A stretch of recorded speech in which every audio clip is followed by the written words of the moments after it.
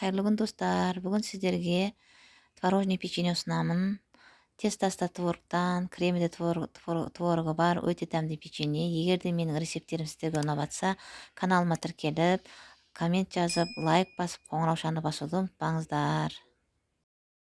Творожный печенье жасау үшін ең алдымен творогымызға 2 жұмыртқаны жарып сабаламыз.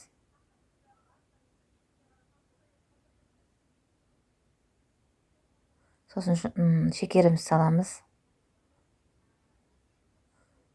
Сұйық май құям.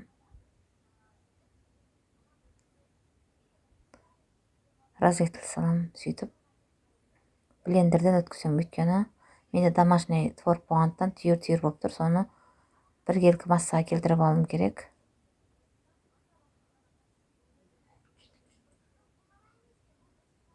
Міне осылай біркелкі массаға келеді.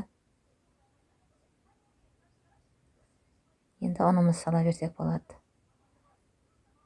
Ұнды жайлап, шетінен салып, миксермен араластырамыз.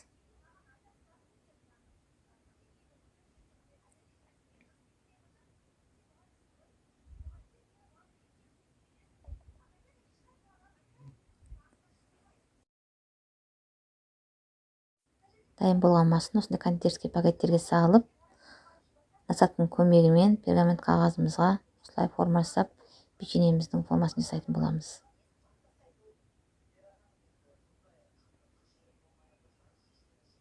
Сексен градуста 15 минутқа пісіріп аламыз. Аздап күн түссе бетіне. Печеньеміз пісті.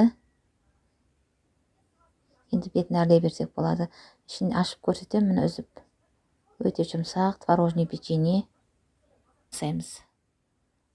Кремге мен творожный сырға қант қосып бірінші араластырып, жақсы араластырып алған соң сливкиді құйып, 30% сливки менде, соған творожный сырымды салып, екеуін араластырам, сөйтіп крем дайындаймын. Бетіне осылай творожный кремнен насадканың көмегімен әрлеуге болады. Сонымен печеньеміз дайын.